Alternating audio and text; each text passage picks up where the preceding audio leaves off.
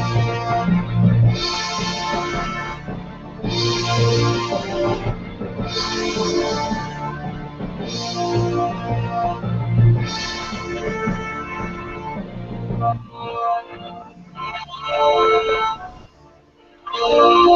right, hi everybody.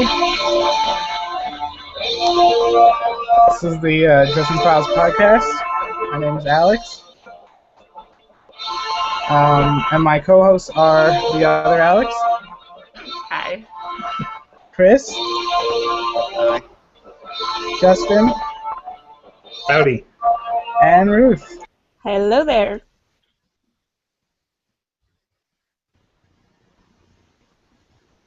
I think you muted yourself. Yeah. Yay, for sure. That might be. Okay. So we That's get why some music the up. music was still going. I had the video open in another tab. So that means the video officially started. This is Dresden Files Podcast. Woo! Whoop, whoop. Okay, so here we are. We are finally starting because I was dumb and forgot to plug in my laptop. And we're going to discuss some Dresden Files, right? First episode. Yep, absolutely. Why don't we all just go around, talk a little bit about ourselves. I'll go first. My name's Alex. I've been reading the Dresden Files, started reading them, I don't know, a couple years ago in college. I'm a web developer, and I'm having a good time. Ruth, why don't you go ahead? I got into the Dresden Files around 5 years ago, I think, and I didn't start because of Jim Butcher or anything like that. I just started because of James Masters was reading them. I knew nothing about the books. First chapter in, I was hooked. And so far, I'm still hooked. Awesome. Justin, go ahead. Yeah, I've been reading the Dresden Files, I think, 3 years now, like right before Cold Days came out, and that was pretty lucky for me. My friends beat on me for years and years, like, you should read this, you should do it, all this stuff, and I'm like, yeah, but it's fiction, and I've got other things to do, and then I read all, like, 14 of them, you know, counting side jobs in, like, a month. But, yeah, I also did audiobooks because I could do that at work for the win, so. Awesome. Damn, that's impressive. Chris, go for it. I've been reading 4 years, I want to say. Got into the series because a friend of mine who I was going through basic training with recommended to me. Really good books. I also do the audiobooks, but just because I'm lazy. Like, I will buy hard copies and then get about 4 chapters in and then, like, you know what, I'd rather hear James Marsters read this to me. Yeah, I did the same thing with the last couple books. Okay, Alex, go for it. Well, I seem to be reading it a lot longer than you guys have been. I've been reading for about 7 years, although it was a big hiatus in which I couldn't get my hands on the books. I picked it up because I had watched the TV show on Hulu, and then just kept seeing, oh, these are based on books, I should read those. And I've been kind of obsessed ever since. I also do the audiobooks because it makes cleaning a lot more fun to be able to listen. Nice. Cool. So, Dresden Files Podcast, that's the hosts. That awesome intro was given to us by one of our Reddit friends. Wow, Urinal Pooper. So, that's username Urinal Pooper. You know, Reddit, people on Reddit do they, like, purposely have the weirdest possible... On some cases, you're lucky it wasn't, like, that's pretty tame considering some of the stuff I've seen, so. That's true. Yeah, so that's where we kind of got this, the start for this show was on /r/Dresden Files. Check them out if you haven't already. So the theme was from Urinal Pooper, and Marty G sent us in this nice banner and logo that we're using, so thanks, Marty G. So we're going to be spoiling the entire series. All of us have read all of the books multiple times, so it really wouldn't be any fun if we didn't spoil the series. There's going to be some strong language. This is an adult series, and this is an adult show, so if you're too young to be listening to or watching us say dirty language, then you gotta go. So 11-year-olds. They all play GTA these days. It's spoiling. I had like 12-year-olds teach me new curse words on Xbox Live. So Fair enough. So this isn't going to be a book club type of podcast. We're not going to go through each book. That's boring. We're going to pick something each week to talk about, and then we're going to talk about it. This week it's going to be our 3 favorite books and our favorite character. We're also going to talk a little bit, or at least show pictures of the Dresden Files fan filming. I don't know what are they called? fan film. Dresden Files fan filming. Yeah, there we go. They were what's his name? Matthew was nice enough to send us some pictures. They're actually filming today. So how you guys been? You guys been doing good? Yeah, definitely. Good. You guys Nope. Really? No, it's winter over here, and I fell, and I broke my glasses into itty bitty tiny bits. And the day after that, I fell again, and I broke my face. Oh my god. That sucks. Aw. Ruth, are you okay? Yeah, I'm fine. Well, But I look really weird right now because I've got one clear lens and one black lens. oh. Well, I hope you get your glasses fixed. It's actually No. really cool. It's like They- fire glasses. They won't get fixed. They're like broken. I'm missing a handle. I'm missing a glass. I'm getting new ones. Oh, cool. Well, you kind of got a Harry Potter thing going, right? Wrong podcast. Not really. Well, besides Ruth, everybody's doing okay? Yeah. Yep. All right, let's just get started talking about our favorite books and characters, and in the middle we'll take a break and talk about the film. Who wants to go first? Come on, guys. I'll go first. Yeah, go for it. Go for it. So I think the idea was we were going to list top 3. Yeah. My top 3 in order are Deadbeat, White Knight, and Cold Days. So tell us why. Deadbeat is obvious. I want to say, like, when you posted on Reddit, the first, 3 answers were Deadbeat, and then it doesn't matter the other 2. I was actually even going to give a shout-out to one of the guys, but I'm too lazy to find the link now. I'm sure it was something similar to Urinal Pooper, probably. But, yeah. And White Knight I liked because of the ending. And, Lash sacrificed herself, but also that crazy foreshadowing, something about a star child and his larger destiny, was really cool, and definitely made me go and buy the next book immediately instead of waiting until the next day like I normally would do. Let's see. And Cold Days was awesome because you actually got to see some of the Winter Mantle being used. Like when he picked up the car was fucking awesome. Right. Yeah, that was sweet.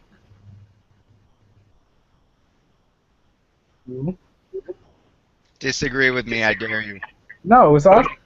I do disagree with you. I gotta say, White Knight, I liked the ending, right? But I don't know that it redeemed the rest of the book to me. And that one, it's good because he gets back towards more hey, we got to figure out who done it, that sort of thing. Mm-hmm. But I think it's always been slow to me, and it's like your favorite child or your favorite Firefly episode. Yes, we still love it, etc. But this one ranks way lower to me, is all. But yeah, seeing Ramirez and Dresden, wardens of the White Council, throw down in the Wraith Deeps, super rad.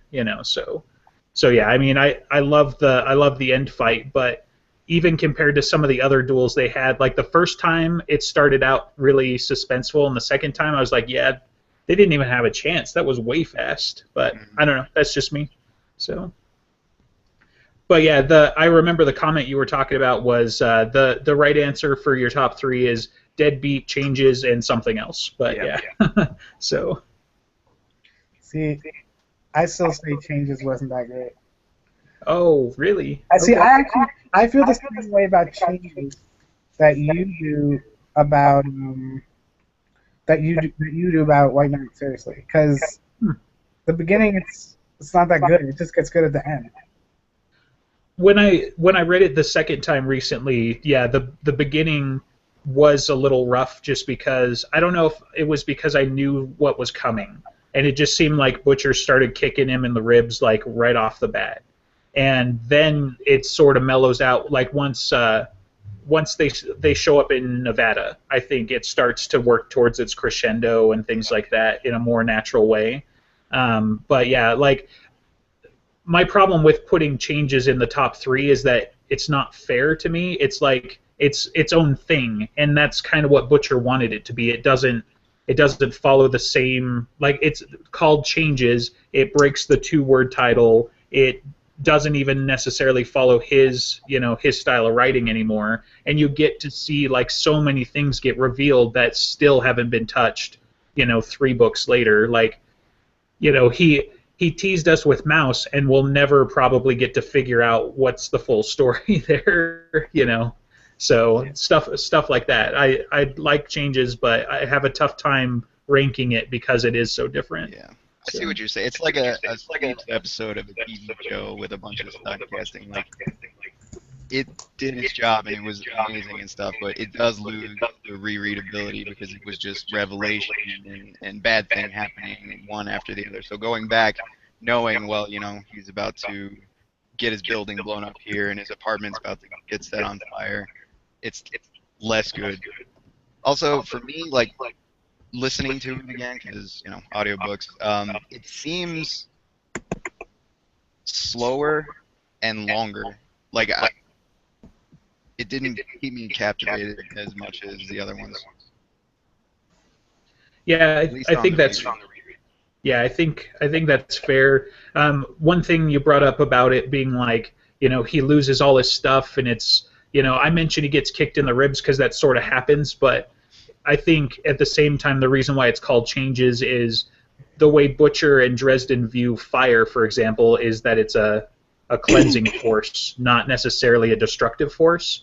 And I think, considering the fact that the books appear to be, Dresden's journal entries, more or less, once he, becomes whatever, we can speculate on that. But, it seems to be him looking back on what happened. And, yeah, that was a turning point in his life, but he didn't say, he doesn't say, this is the day that, like, I lost everything.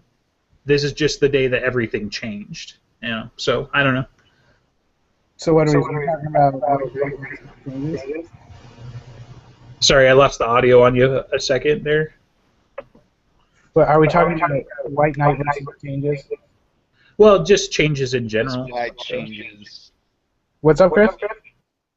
Or he's just saying that he doesn't necessarily think Changes should be counted in a top 3 list for those reasons. What does Ruth and Alex think? Well, I think Changes is in the top 3 just because of how much it meant to me when all the things were happening. Like, when his apartment burned down and they're putting him in the van, I had a sudden emotional crisis because he just lost a Star Wars poster. It's the things like that. It meant so much to me, the things that are happening, that that's why it's one of my favorites.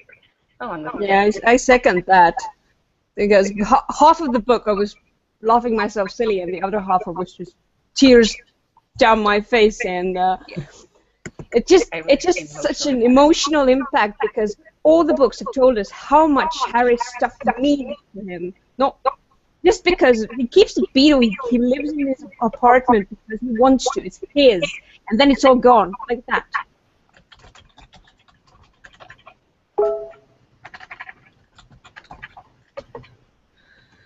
Okay, that's just the Matt, when he starts talking, that's kind of right off the bat. Things are very different in this book, and it just got me really excited. So even though the beginning might be a little bit rough, if I think about it, yeah, kind of, it just made me excited.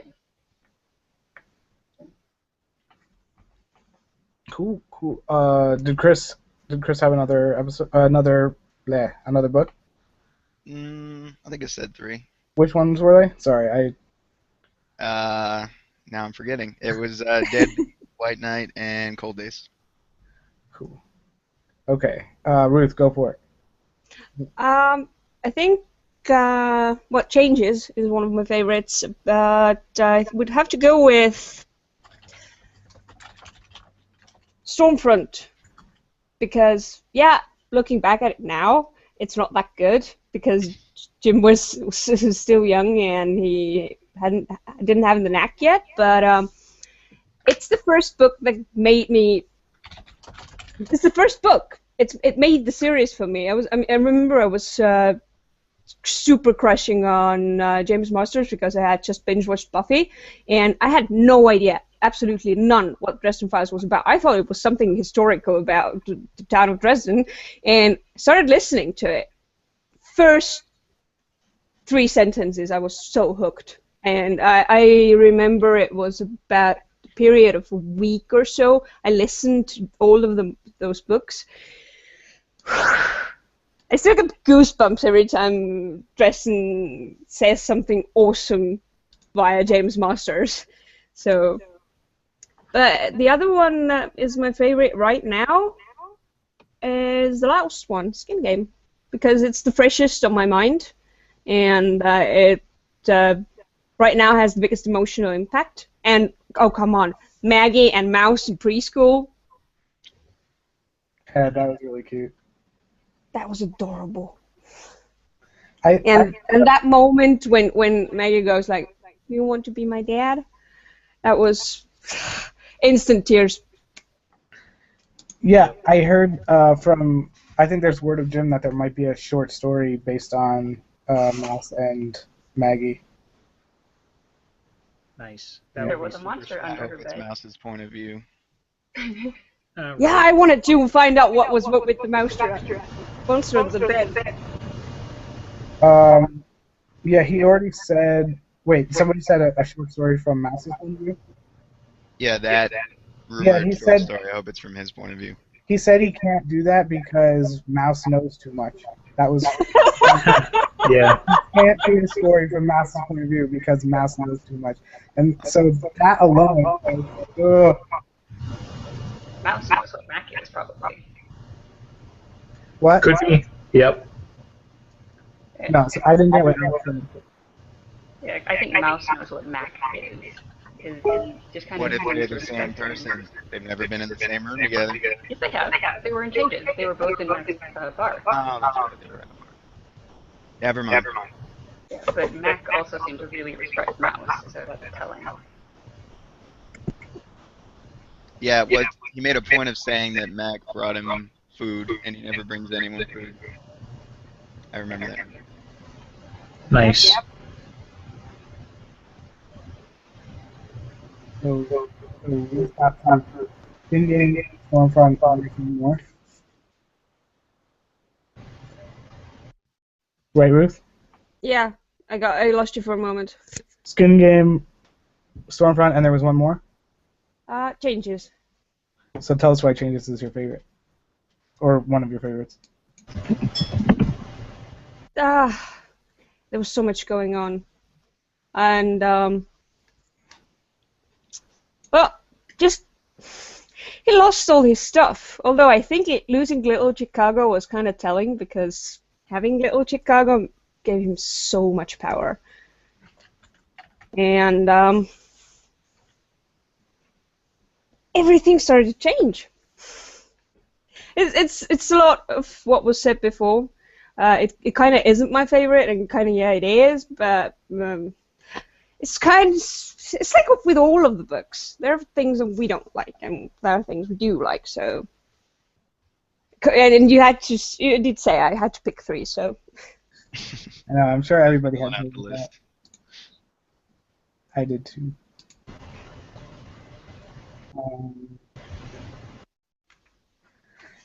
Yeah, I guess everybody really likes Changes. I don't know. I think for me personally, it's just really difficult to read because of like all the really traumatic stuff that happens. You know? So the reason, like, it's my favorite is the reason why you don't like it? I guess so. I don't know. It's not that I don't. I guess not that I don't like it, but it's just like really hard to read. Like Grave Peril is really hard to read because it's like terrible things going to happen at the end, and Mhm. I don't know. But that's cool. So Ruth, one more time, can you name all three? Stormfront, Changes, and Skin Game. Okay. And then Alex, right? You didn't go yet. Yeah, well, Changes, like I've been saying, Deadbeat, because of obvious reasons, it's awesome and really fun. And Small Favor. Okay, so tell us Nice. a little more why Small Favor is your favorite. Or one of your- I love to see the plots happening.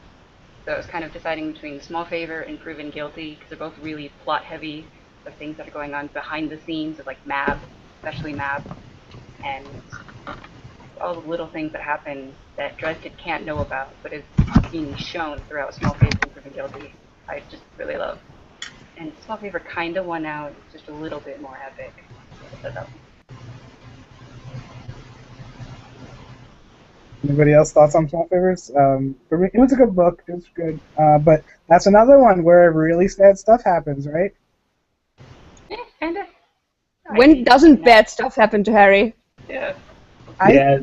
There are a couple books where it's not as bad as like. There's definitely, and it's funny. I guess like all those books are ones that I chose. Like White Knight is definitely one. You finally get to see Harry and Mike an even fight, even though it turns out kind of bad. Nobody like terrible or nobody like nothing really bad happens because he gets out of it okay, and the fight in the deeps, he gets out of it. I think what's another one? The fourth book.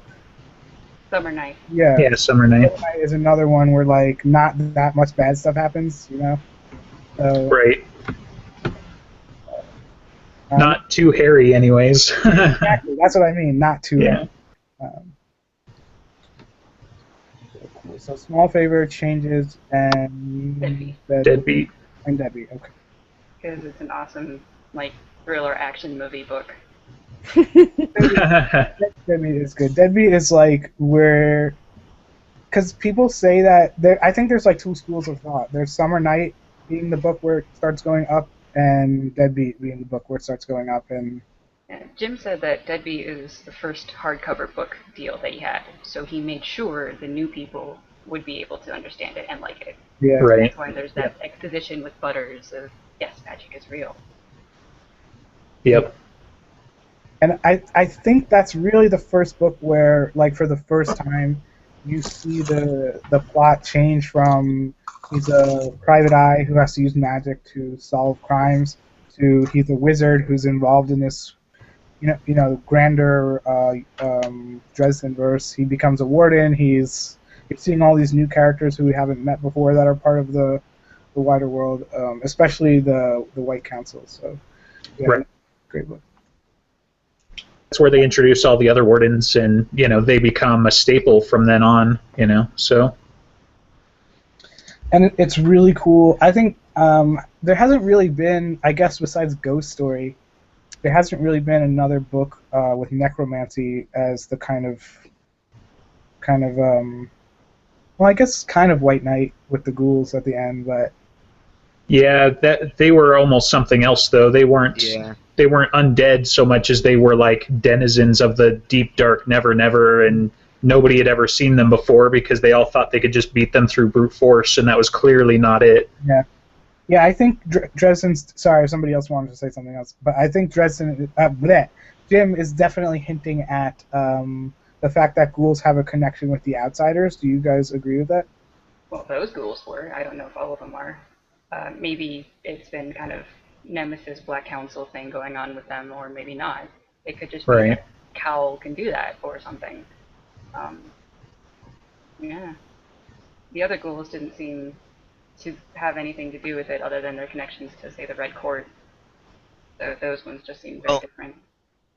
I think what it said in the book was something like the ghouls that Cal summoned were like prehistoric ancestors to modern ghouls. Like, so yeah, there could be that connection to the outsiders. Like maybe they were the precursor to modern ghouls who got weaker and stuff from being on this side of the gate. Yeah, like saber-toothed ghouls. Exactly. I mean, yeah. Like we got the ghouls we see now are chickens, and you know the outsider ghouls are T-Rexes. Right. Yeah, that makes sense. I like it. But it is possible that the other Alex is right, that there might not be a connection. But it would be nice to kind of see, I guess, that play out. Another good part of White Knight, with the whole thing with the ghouls. Cool. Ruth already went. Who didn't go? Dustin didn't go. I haven't gone, but yeah, just to take it aside too, as much I don't want to come across as like a White Knight hater, because once that secondary fight breaks out, it's rad to see. The first time that I read that, and you know, since we're doing spoilers, if you haven't read it seriously, maybe you shouldn't listen to this part. But when Marcone and Murphy and everybody comes through the gate and into the Wraith Deeps and just start throwing down, and you've got all the mercs and everything. That's such a great scene.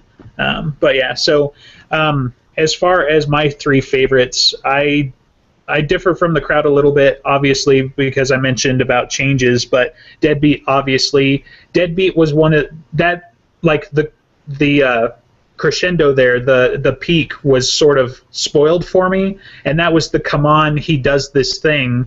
You've got to read this, you know? And so I knew that going in, and so when they tease Sue earlier in the book, and I'm like, is it now? Is it now? No, it's not now. It's like, 10 more chapters, but Deadbeat definitely, running down the street, they freaking had the National Guard out there, and he runs over a Humvee, and everybody's like, yeah, tell that to your officer, like, come on, And then, honestly, if we want to go... if we want to, look at Jim pulling other hints for future books when he's there with liver spots and praying for a night, the way that whole thing is resolved in hindsight is pretty interesting. I'm being a little vague because I want to give people the benefit of the doubt, but if you guys want me to give detail, I can definitely do that. So, I think well, it's been what?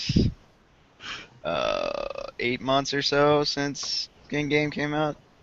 Right. So, yeah, it came out in May. So, And 7. People. Yeah. There's spoilers.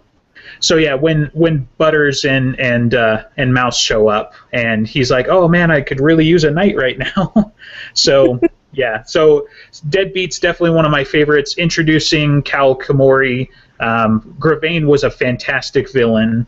And then, the introduction of the corpse taker, Harry gets to be the warden, etc. I love that book.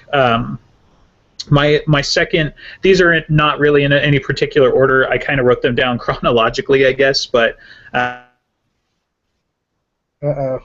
Whoops. Series.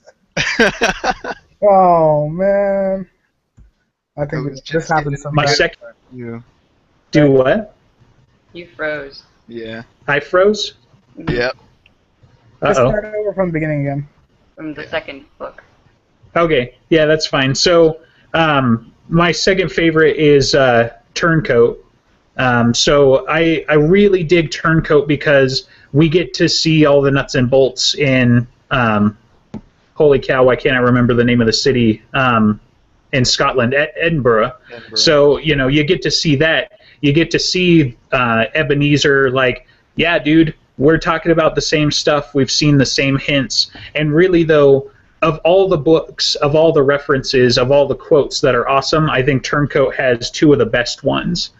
Because when he manages to get the White Council and the White Court on the island, and Lara is basically like, grabbing Harry and manhandling him, and Ebenezer's like, if you touch him again, the only thing they're going to have left to bury you is your $500 shoes. It's such a great thing.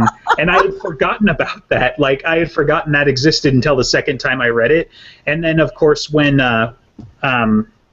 Injun Joe shows up for Shagnasty, and, he's like, you have no power here type of stuff. And Injun Joe's like, I'm not going to bind or banish you, just going to kick your ass up between your ears, We're going to do battle. I didn't come here to necessarily kill you, but drive you off. And he explains that, more afterwards. But to me, between that and seeing Morgan and kind of humanizing Morgan, you sort of get some of that in Deadbeat, but by the time Turncoat is over, I think Morgan is just a whole different, character. So, and then third book, I also went with Skin Game. I think Skin Game's like a fantastic story. Everybody likes the vault break-ins and that sort of thing. And as much as Cold Days is awesome because you get to see Harry back on his feet and you get to see him using the mantle, you really get to see him throw down. I mean, we start out with parkour, and everything like that. It's like, dude, it's not an incantation. You can just, do it. It's a thing you do. But between that and really the twist at the end when the big fight breaks out, and it's like, we're going to take a brief intermission and explain what's about to happen. And awesome. Yeah, it just proves that Harry is turning part fairy, though, and he's starting to think like Mab wants him to start thinking. And, it's like, oh, well, I had an ace in the hole the whole time. And then you realize that you're 80% of the way through the book, and you need to go read it again because you weren't paying attention. And so I tell everybody, it's like Skin Game's the book that if nothing else, you need to read it twice or you need to go research it afterwards because you're like, what did I miss? What happened? So, yeah, those are my top three for sure. Yeah, I just want to say a thing about Skin Game. And also, we're going to keep in mind that we're going to have on another episode, possibly another 2 or 3 episodes from now, we're going to rank all of the books in order. That's going to be a thing we do. We might kill each other, but it's going to be a good episode. Left, right. So I am trying to keep it off of like which book is better than which book. Right. Well, I just until because that episode. Yeah. What? I said at least until that episode. Yeah, exactly. You got to save it. But I think because I'm finding that I like different books than both you guys and the rest of /Dresden Files and like the rest of the community, I kind of want to put some input in. I think Skin Game, after I got done reading it, I was like, oh my god, this is the best one yet. This is so much better than all the other ones. But after it really set in, I think the beginning, especially like the first quarter, where Dresden is like getting to know the rest of the people that Nick chose to be on the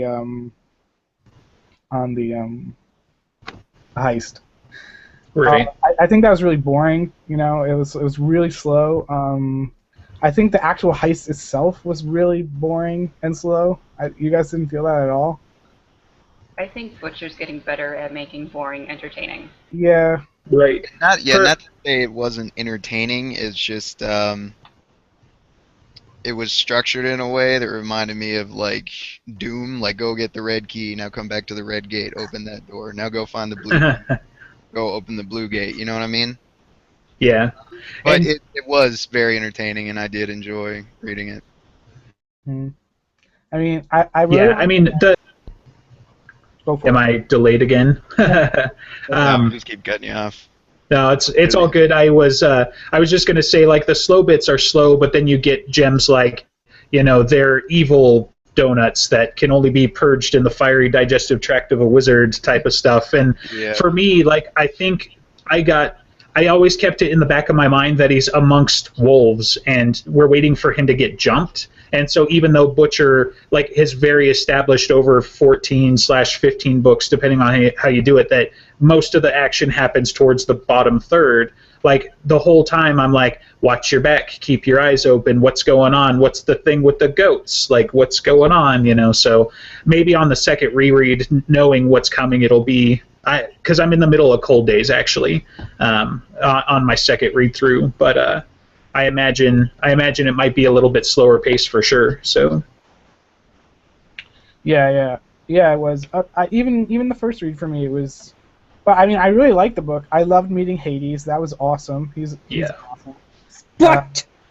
I mean, that was supremely awesome. I loved Hannah. Did you guys like Hannah Asher as a character? Or yeah. Oh yeah, yeah. Not really. Ruth, why didn't you like her? She was like an alley cat. I mean, she looked pretty, yeah, sure, but she kind of displayed obvious symptoms of abandonment and abuse, so I couldn't really take her seriously. She was like a hurt kid hiding behind big boobs. And it kind of showed through in her actions, and I wasn't surprised that she went with Lasher. So, right, and to me that. Go ahead, Alex. I was just thinking of Hannah Asher. I also liked Anna Belmont. Yeah. It's so cold in here. Wear looser clothes. Yeah. To me, Asher, like I don't disagree at all with how you describe Asher, but I think that's the reason why she picked up one of the coins, because Sonya talks about that with his own time. It's like they prey on the weak, they prey on the disenfranchised and things like that. So the fact that she's wounded and she's got daddy issues or whatever the case may be, like. I think for me it was pretty much a surprise towards the end, like who had what and that sort of thing. And when the big fight happens, I'm like, oh man, I probably should have seen that coming. But yeah, it made sense. It makes sense in hindsight that they were all also on his payroll, on Nicodemus's payroll, so to speak. Yeah, taking that a step farther too, it also makes sense, like with her personality, why Nicodemus put her on the team as sort of bait for Dresden, because that's exactly the kind of girl that he would immediately be like, oh, I must help her. I have to help her. She's wounded. I didn't think about that. But interestingly enough, though, he has the exact opposite reaction when she does come on to him. He's like, no, she's too broken and messed up. It would be taking advantage, which I guess is character growth from the beginning of the series. Well, he doesn't have enough like people skills to even necessarily recognize it, so she practically has to wrap her leg around his thigh before he's going to get the hint. But he's also, I think, being super careful because, like you said, that's a great play by Nicodemus, because he knows what Dresden is into, but even more, he probably knows what the Winter Mantle is doing to him. And Dresden's being like triple careful now because he's got to keep an eye on the mantle changing everything, and so all of those libido type urges immediately get crushed, as soon as he recognizes them. So there's also, he was thinking, but Murphy and I are kind of not quite something, but don't forget his subconscious, because he was very angry about Harry not recognizing that Lashiel was in front of him, and that could have really serious effects on how he'd react to Hannah Asher. And that dream, Butcher really got me. Yeah. I read the entire thing going, this can't be happening. Yeah. Right. Cool. Okay. Wait, Justin, did you said 3? Yep, I got my 3 out. No, it's my turn now. So these guys have not heard my favorite books yet. I have not given them yet. Okay, I'll start. Okay, so my favorite so far was definitely Cold Days. I loved the whole thing with the fairies. I couldn't have been happier when Dresden became the White Knight. Couldn't have been happier. Well, I was really freaked out at first, but I couldn't have been happier when Molly became the Winter Lady. I'm really into that whole. I love that whole side plot. And I think we also finally got to see Harry like the really cool thing about Cold Days. We finally get to see Harry like doing magic without running out of steam. Did you guys feel the same way? Yeah. Yeah. He. I think that was maybe something on Mab's side too, a little bit, perhaps. But yeah, I mean, he doesn't have time for downtime, and I think that's a Butcher thing too, because I remember. Somebody asked him once why Harry doesn't sit down and brew potions anymore and why that's not a thing. And he's like, that's like rest. Like, I can't let him rest. That's ridiculous. So That's- That was one of the I changes. actually didn't like it Really? when he went throwing his power around, because I'm in Butters' boat with this one. I agree with Butters there. The Winter Metal just pushes his limits, and he doesn't feel it. And there were moments when he was just like tapped out. That's that. He doesn't have anything anymore, and that's why I don't like what the Winter Metal is doing with him. Just that one thing, I don't because know. he doesn't feel his limits anymore. But then again, I see him improving because he pushes himself so much. So it's a two-way blade. Yeah, I don't know. I don't know if I agree with Butters. I think that would I don't know. That would just rob so much of the awesomeness of the White Knight for me if it's just that you're not actually any stronger or augmented at all. And I don't even know if that's really possible. Is it really true that like we can lift a car, we just can't because of the inhibitors in our body? I don't think that's true. there's not like a lot of studies, but you always have those anecdotes about mom lifted the car off of baby or something like that, and I think that's the legend that they're referring to a little bit. I mean, honestly, though, if let's think about this for a second. So we're going to give a wizard who's already scary powerful a mantle that makes him even more scary powerful, that makes a mortal capable of just throwing down somebody like a jerk-off like Lloyd Slate capable of throwing down in fairy courts, right? Is it more likely that we're giving him raw power, something that I might have to contend with later, or is it more likely that I've given him a drug and something that is going to make him dependent on me, like, a painkiller type of situation where he's not actually technically any more powerful than he was. He just, doesn't have those inhibitions. And to me, that kind of seems like I wouldn't put it past Mab. I don't know what the answer is, but I wouldn't put it past Mab at all.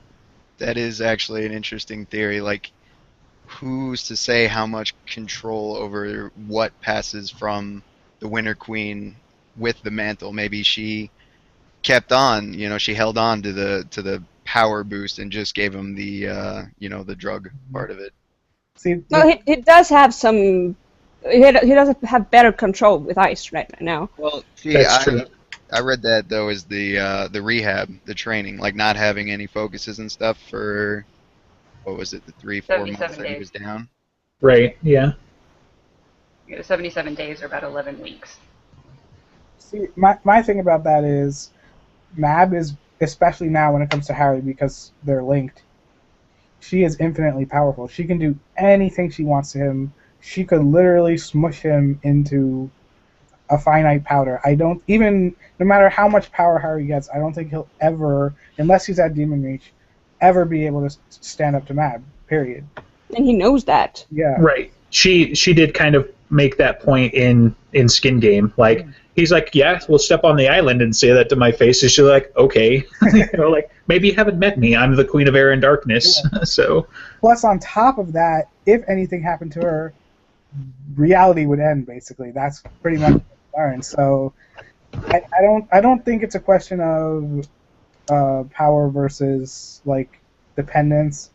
I don't know. Well, I guess hopefully at some point we'll see kind of how that works. Yep. Okay, Cold Days. Maybe my list isn't that different from everybody else's. White Knight is one of my favorites. I love Carlos Ramirez. I think he's a great character. My favorite line in the books is at the end when they're preparing to go to the Deeps, and they're like talking about what they're gonna do, and I don't remember what leads up to it, but they both like crack open their beers and they're like fuck them, and they just that was hilarious. That and okay, I think my favorite part, one of my favorite parts of all the books is the whole lead up to Harry coming to rescue Elaine, and that whole long thing that Butcher talks about, like how life is and how there's bad times and good times, and he does such a good job of like capturing like what your life is like and my life is like, and I'm sure everybody else's life is like. You guys know what I'm talking about? Yeah. Yeah. So that was really cool. I really like Elaine as a character. I think, do you guys like Elaine? No? Yeah. I think she's suspicious because we don't know enough about her.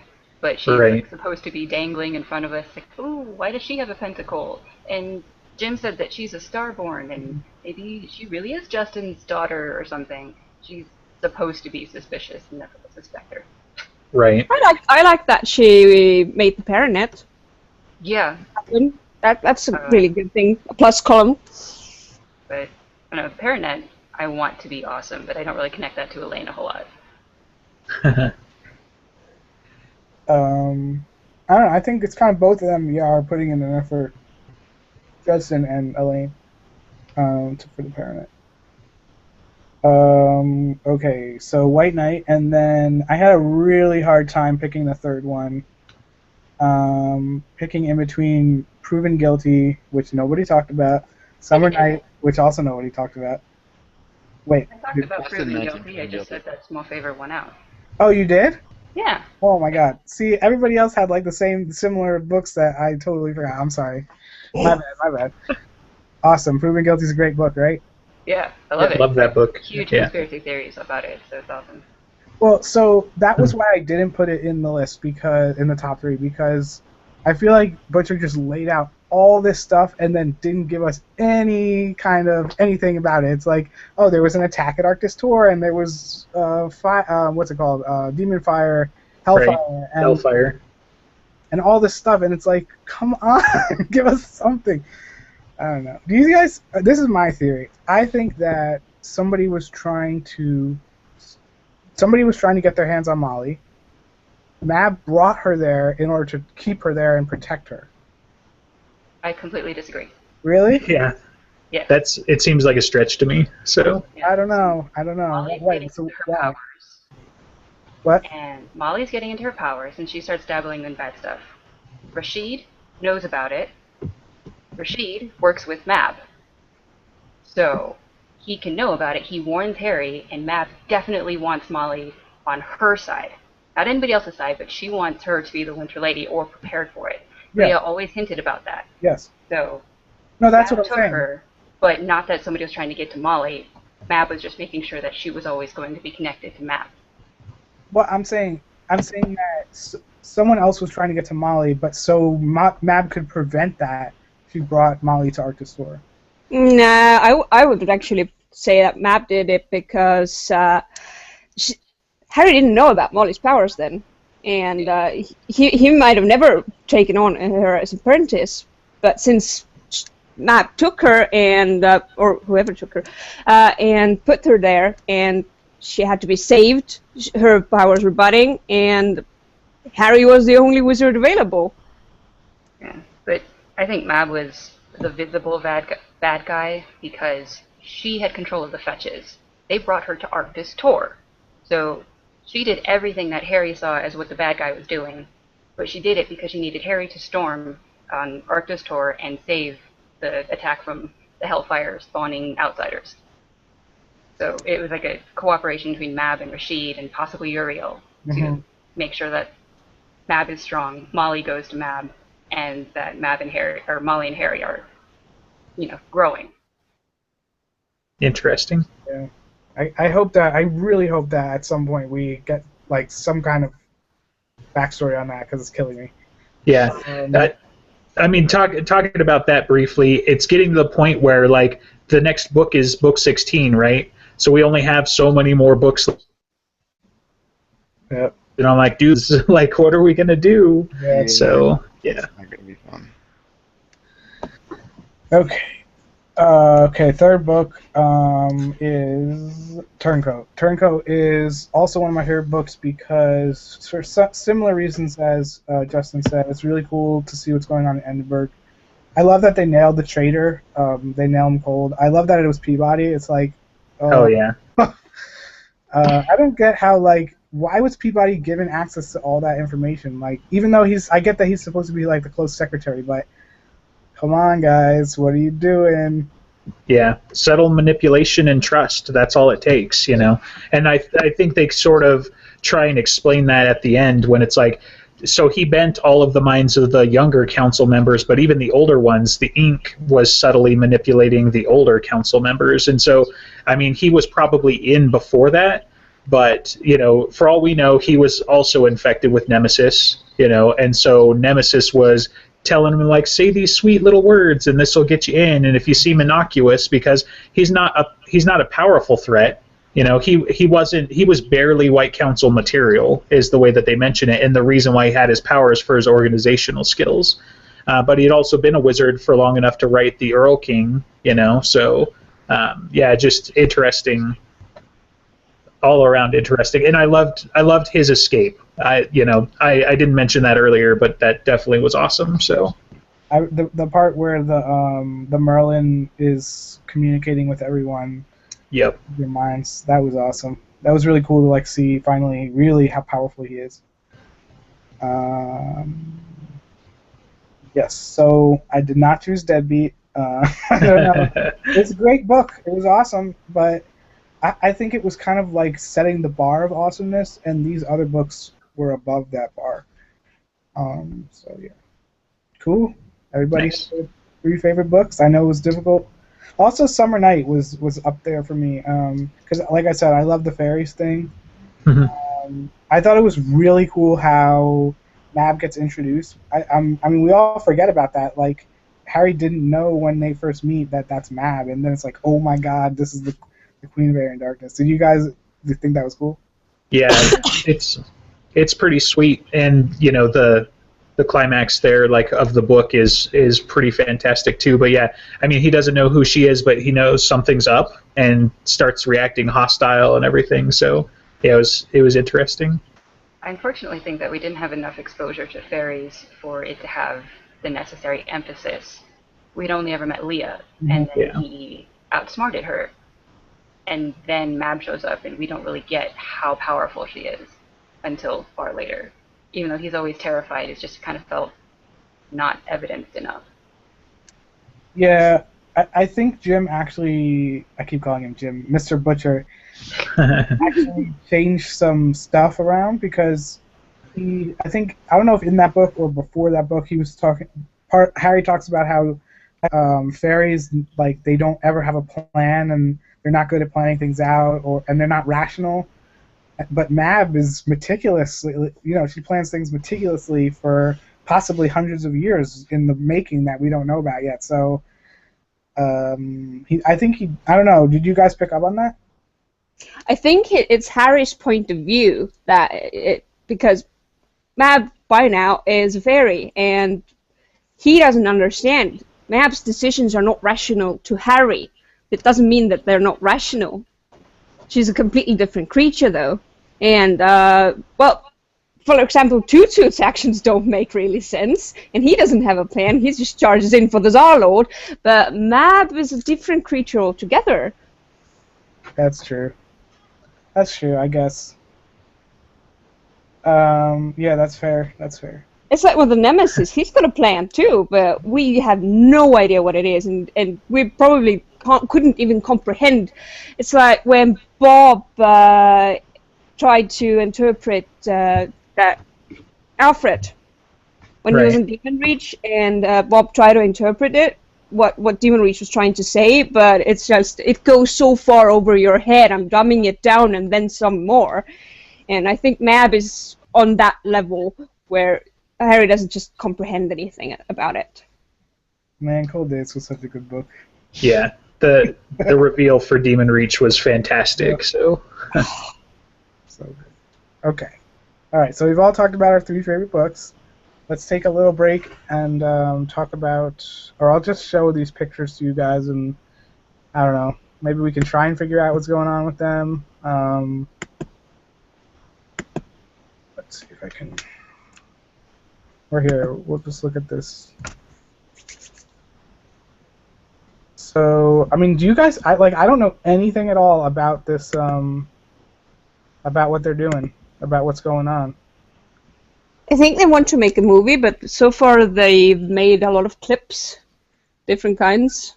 Like where there was one hilarious one where Harry comes and sees a girl bending over and looks at her asks like, what's going on there? And then she turns around and it's Molly, and she's like, oh my God, what did I just see? And then Michael is there, and he's like, oh, nothing, it's nothing. That was really fun. Nice. I remember that. Is this the same group that did the Skin Game trailer? Yeah. Awesome. Okay, yeah. I've seen that, and I've seen a couple other of their like effects tests and stuff, but I don't think I saw the Molly one. I'll have to check that out. You know, It's pretty funny. a word on that. When that trailer, they did not say that there was. A, they didn't say that there were spoilers for the book, and B, they didn't say that it wasn't those were actually events in the book. So I watched it and I was like, oh, okay, I guess I got. You guys didn't get spoiled at all? Oh, but I got the one. I saw it. That I didn't see it before I read the book because there was a note on it that it has spoilers in it. So I just read the book, and then I saw it, and was like, ooh, this is cool. Yeah. I read the sample chapters, and I want to say the third sample chapter had what they had in the trailer, so I wasn't spoiled, but that was because, I read ahead. Gotcha. Yeah, I mean, I listened to Butcher reading it at some con for the first 4 chapters or whatever. Yeah, I heard that one also. Yeah, and so, I mean, I don't remember being warned that it was spoilers or anything, but I do remember like the elevator stuff, and then I think it was my second time I watched it. I was like, wait, what am I doing? Like, this is the book. Yeah. They didn't have the bazooka thing in those 4 chapters. That was right. That was and you see Murphy just getting the shit beat out of her by someone who's obviously Nick, and it was like, oh. Oh yeah, I didn't put all that together. I was just excited about the elevator scene, and it's like, holy crap, it's Nick, and that sort of makes sense. And it wasn't that big a deal, especially after getting into the reading the book, and I kind of forgot about forgot a lot about what was in the trailer. So, okay, so what do we got going on here? It looks like they're definitely filming, so they must still be actually filming the movie. Well, they're doing something. Ooh, Murphy! Yeah, I think this is a pretty good Murphy. I think her hair is too long, but that's all I have to say about it. Yeah. Murphy does Otherwise, she's cool. Maybe I didn't even know this existed, so I kind of assumed that was Molly because she looks too young. No. I think the person they have playing Molly is a different person. There was recently a cosplay, someone doing Mad, and that's I think that's who their Molly is. No, someone. Correct? No, it's their Lash. Oh, okay. Flash. Yeah, that makes more sense. Yeah. So I don't know. Maybe that is Molly. Nope, that's Murphy. Oh, it is. Okay. So who's Molly? Keep going. Maybe we'll see her. Nope. Who's the person in red supposed to be? maybe that's. There we go. There's Murphy in there. Yeah, so it looks like they tied her hair back. Which would make sense. Yeah. Oh no, you guys can see my emails. It's labeled top secret. He said we could show them. And this is Harry, the guy, Matthew. He really does a good job as Harry Dresden. How tall is he? Yeah. No, actually. I don't know. He looks against Murphy. He looks really tall. Okay, good. In this picture, I think he sells it a little bit better. I remember the trailer, and I was like, "That's you could do worse," but I don't know. It just wasn't like, "Holy crap, he looks just like I always imagined." But that's the thing about books is it's never exactly the same. It's kind of Jim For everybody, so. making him stupidly tall. Yeah. What is the point of making him 6'6" or taller? Or like 6'9" later, yeah. So. Rashid is supposed to be taller than him. How do you find these tall people now that we want to make movies? Right. I think that their Michael is way too young, but that's just my opinion. No, I thought the guy doing Michael was really. If it's the same guy that was in that short clip, I thought he. Beard. Huh? Yeah. The bearded guy, yeah. And they grade his hair too, right? So. Yeah. I think they pull it off. Okay.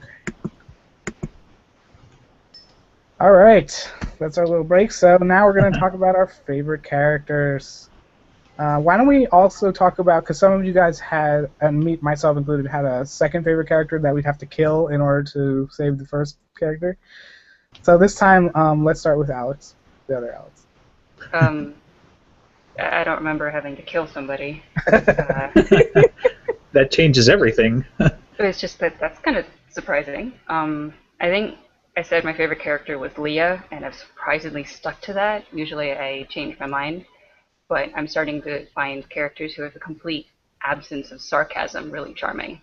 Like this guy in Guardians of the Galaxy, so completely literal, I find it hilarious. Nothing goes So- over my head. Like thrilled to do violence. Like in changes, she's basically floating around, like it's Yeah. cute. Giggle lightning bolt. So People just die by the thousands. That's cool. Yeah, Leah's a great character. She, I think, becomes much better, I think, as the story kind of goes on. Yeah, and my favorite part of Ghost Story is when she's talking to Harry at his grave, and he asks, "Say, what happens if the bad guy gets what she wants?" And she just screws up her face and like, "She wins? What else happens?" yeah. It also helps that Leah is smoking hot. Sorry. Like, for me, that's every time they describe her, it's like, I don't know who I would have cast to play her, but, you know. That's another thing. That's probably another episode topic. Right. Cool. Okay, Leanne's side. Leanne is the favorite for Alex. Okay. Ruth. I think we're gonna save Ruth for last because hers is the best. I'm gonna go next. I think my favorite character is Molly. I don't know. Some people probably think she's annoying. I really liked the whole twist with her and the way that she was introduced, and in some ways I don't like her because I hate when characters you're like don't do this or you're gonna die or I'm gonna die, and then they do it anyway. That's kind of what happens in Turncoat. It's kind of annoying, but at the same time, dark magic, influences you and kind of makes you do those things. So I love the way that she's introduced as Harry's apprentice. I thought that was really good. Yeah, what do you guys think about Molly? I like her. I like her better now that she's a bit more grown up. Yeah. Because I hated her when she was still in her 16s, 17s, 18s. She was such a teenager. Yeah, in Day Off, and then be like, I'm going to be in the basement. It's like, I'm on a date, but I'm not going to be here. It's like not being here until I blow up the lab. Yeah, So, that was funny. I thought Well, she was obviously doing that because of her crush on Harry. Sorry, Alex, go ahead. I was a teenager not too long ago. I never acted as stupid as she did, and Yeah. it made me wonder: am I different, or is she different? Do I have a twisted point of view? I thought that she was too stupid to be believable at a couple of points, specifically when she does what Harry tells her not to do, and she can't think of reasons why for herself. It's just that part got annoying. I liked her best in Cold Days. okay. Did you come from a super strict and religious family? Because I wonder how much of that's rebellion just from that. Because that's kind of the stereotype. Like, I live in Utah, and there's a huge Mormon culture here, and some of those kids, once they get a taste of freedom, they just flip the switch, and they're like, wait, Mom can't see me right now. Wait. Can I get away with it? Yeah, she definitely has that rebellious feel to me. Yeah, there's rebellion, and then there's just being stupid. And I did have a lot of free reign. I was kind of a latchkey kid, sorta, and I had a lot more power than I should have had. But I didn't do stupid things with it. It was just, No, I think that's She was rebelling. Look at her tattoos, her hair, her everything, and then she acted stupid as well. Yeah, some things were just a little bit too much. Fair enough. Fair enough. I just think that she's a really important part of the story. I think that the story would be very much different if Molly wasn't Harry's apprentice. Different for it's just like if Harry didn't have Mouse. It would be. I don't think it's good as a series. We'll find out in 2 books. Yeah. Well, also, I really love that now that she's the Winter Lady. I think it's going to really make the story awesome. I think and this is something else we could talk about in another episode, we kind of talked. I think some of us have already kind of talked about this. Mirror Mirror versus Peace Talks, and I guess we could just really fast just tell who. So who is more interested in Peace Talks and who is more interested in Mirror Mirror? I'm Peace Talks. Alex. Yep, I'm Peace Talks too. Chris. Mirror Mirror for sure. Okay, we'll come back. I'm excited for both, but really I think Mirror Mirror edges it out a little bit. So. Ruth. I don't give a fuck. Just give me a new book. Right. Yeah, I feel like it's popular opinion that, and when I say popular opinion, I mainly mean /r/Dresden Files, because that's like the only part of the community that I follow. I think it's popular opinion that Mirror Mirror is more anticipated, but yeah, I think Peace Talks is just going to be really awesome.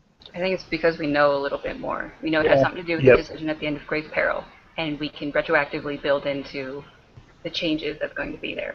We don't know what's going to happen in Peace Talks. All he said is everybody's going to get around and nice, have a cup of tea and sing Kumbaya, and right. it'll be all nice. Yeah, and I mean that part of it, it's more tantalizing to think about what's going to happen in Peace Talks a little bit, because we know nothing. There's nothing to go on. You know the nations are going to show up, and so my first thought was like, oh, holy crap, we're going to like off all these leaders, and then I was like, wait, would I do that? Like, I'm Mab. Am I just going to show up and like, we're going to have a party, or am I going to send like Leah and Molly and maybe a couple of other red shirts, basically? So I don't know. We'll see, because that kind of slowed it down, and I'm like, okay, so maybe it's not going to be like we're going to lose a bunch of names we're familiar with. And then, for Mirror Mirror, he's definitely given us way more of a teaser of what's going on there. And, it's easy to fill in the gaps, like you said, where it's like, what is Evil Harry going to be like, and what's going to happen, and where's it going to be, and, stuff like that. So. I think there actually are a few things that we can already kind of, maybe not 100% know, and we're going to get back to favorite characters in a second, I know. We already know Mab and her posse is going to be there, because it's the Unseelie Accords. She has to be there, and she has to be on her best behavior. So does Harry.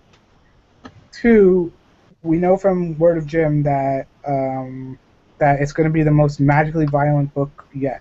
That's what he said. So we can kind of guess that something bad is going to happen. What that is, who knows? So, yeah. It's exciting. Okay, favorite characters. Chris. For me, it's Butters. I think, some men are born into greatness. Some have it thrusted upon them. Some are put on top of a zombie Tyrannosaurus Rex and told to play the drums. Yep. Yep. Butters is definitely one of my favorites. Yeah. Plus, with Skin Game and him becoming a knight, like, I'm really excited. For one, lightsaber, Sword of the Cross, that is so cool. When that happened, I had to reread the description, and then when he said, we may owe rights to George Lucas or something to that effect, I was like, oh my god, it's a lightsaber. That is so awesome. I couldn't, because I had been waiting and hoping that he would put a Jedi into the books, but I didn't think it would be Butters. So that was so awesome. I actually like. Sorry, even before that, when he was Batman, was pretty cool also. Yeah. I loved personally the scene where Harry is completely out of commission and Butters doesn't know what to do, so he takes Harry's coat off, puts it on himself, and goes out, even though he knows he cannot really do anything. That scene made me tear up, because that's human decency. That's heroism at its finest. Alex, did you want to say something else? Oh, just talking about the lightsaber thing. that now he has to go fight the Einherjaren because Yep. that's what he said in Ghost Story. Yep. Yep. Yeah, about 5 minutes after I get a working lightsaber. So, yep. Awesome. He probably will too. Oh yeah, I He imagine. needs the strength. Right. And let's not forget that he's a Jewish knight. Yeah.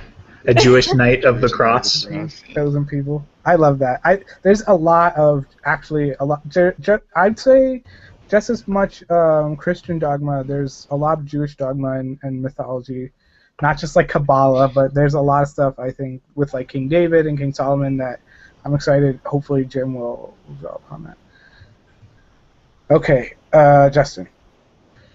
Okay, for favorite, I actually even started thinking about it again this week and wanted to see if I was going to change my mind, but I did go with Butters as well.